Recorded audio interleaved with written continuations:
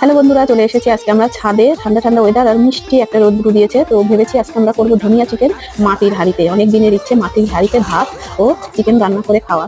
ওই জন্য একদম নিচ থেকে সব কিছু রেডি করে নিয়ে উপরে চলে এসেছি। আর যা দেখো, এদিকে উনান ধরিয়ে দিয়েছে। তো প্রথমে আমরা বসিয়ে দিয়েছি ভাত, আর এদিকে চিকেনটা তো ম্যারিনেট করাই আছে। আর এতটা রোদ্দুর লাগছে, দুজন মিলে পাশে এসে দাঁড়িয়ে আছে। আর এদিকে ভাত আমাদের ফুটে গেছে। আর তোমাদের চিকেনটা আমি ম্যারিনেট করে রেখেছি আদা বাটা, লঙ্কা বাটা, জিরে বাটা আর পেঁয়াজ রসুন সমস্ত কিছু দিয়ে ভালো করে ম্যারিনেট করে রেখে দিয়েছি। আর লাস্টে দিব ধনিয়া বাটা।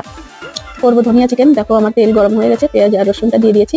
এবার যে মাংসটা তোমার ম্যারিনেট করে রেখেছিলাম সেটা দিয়ে একদম ভালো করে জাল করে তোমার কষিয়ে নিলাম। তারপরে তো কেমন হয়েছে সেটা আমার ছেলে খেয়ে ছেলের মুখের এক্সপ্রেশন দেখেই বুঝতে পারবে। তারপরে আমরা সবাই মিলে একসঙ্গে বসে এই ছাদে এই ধনিয়া চিকেন আর ভাত মাটির হাঁড়িতে সবাই মিলে একসঙ্গে বসে খাওয়া দাওয়া করলাম। তো আমাদের এই ছোট্টখাট্ট একটা পিকনিক মাটির হাঁড়িতে রান্না করা, তো কেমন লাগলো তোমরা কিন্তু অবশ্যই কমেন্টে জানিও। আর ভালো লাগলে প্লিজ আমার চ্যানেলটাকে সাবস্ক্রাইব